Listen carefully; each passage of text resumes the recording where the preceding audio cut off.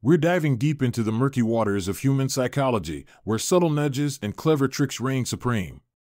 So, grab your Sherlock Holmes hat, and let's unravel the mysteries behind why we say yes when we thought of saying no. Let's talk about the principle of reciprocity. It's like the unwritten law of the universe that says, you scratch my back, I'll scratch yours.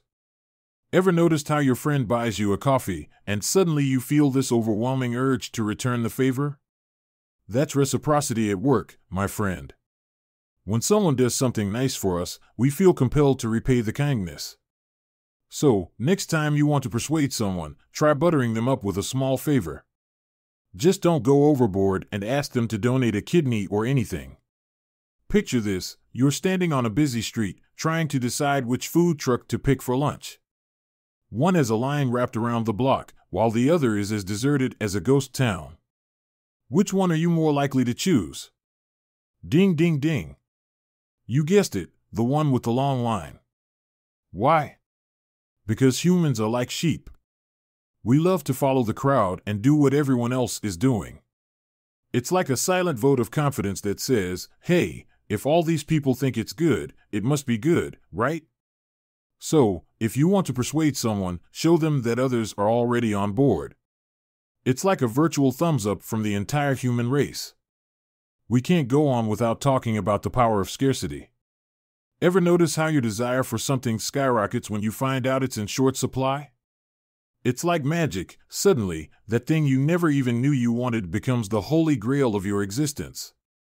It's all about supply and demand, baby. When something is rare or exclusive, our brains go into overdrive, screaming, I must have it. So, if you want to persuade someone to take action, sprinkle a little scarcity into the mix. Tell them there's only a limited number available or that time is running out. Just be sure to keep it legit, no fake scarcity shenanigans, okay? Now about the principle of authority. We humans have a weird obsession with people in positions of power or expertise. Tell me, why do you think we're more likely to take medical advice from a doctor in a white coat than from some random guy on the street? It's because we've been conditioned to trust authority figures.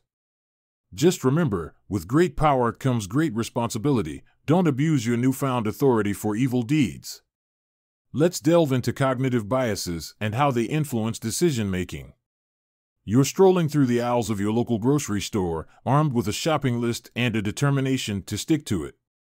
But then, out of the corner of your eye, you spot a display of tantalizing snacks strategically placed at the end of the aisle. Suddenly, your resolve wavers, and before you know it, you've tossed a bag of chips and a box of cookies into your cart, completely derailing your well-intentioned plans. These sneaky little quirks of the human mind can wreak havoc on our decision-making process without us even realizing it. And yeah, we've got the anchoring bias. Imagine you're negotiating the price of a used car. The salesman throws out a ridiculously high number, and suddenly, even the slightly less outrageous price he offers next seems like a steal in comparison. Congratulations, you've just been anchored. This bias occurs when we rely too heavily on the first piece of information we receive, the anchor, when making decisions, even if it's completely arbitrary. Then there's the confirmation bias, aka the I told you so effect. We humans have a pesky tendency to seek out information that confirms our existing beliefs and ignore anything that contradicts them.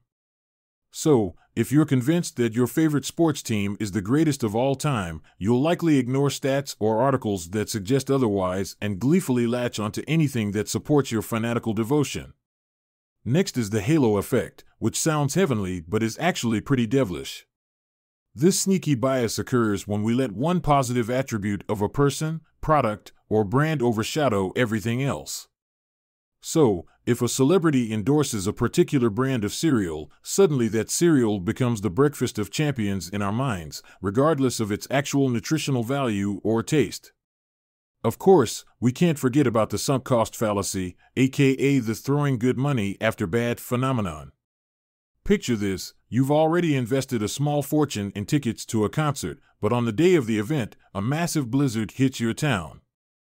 Instead of cutting your losses and staying home where it's warm and safe, you trudge through the snowstorm because, hey, you've already shelled out all that cash, right? Wrong. The rational thing to do would be to accept that the money is gone and prioritize your safety, but alas, our brains don't always operate on logic alone.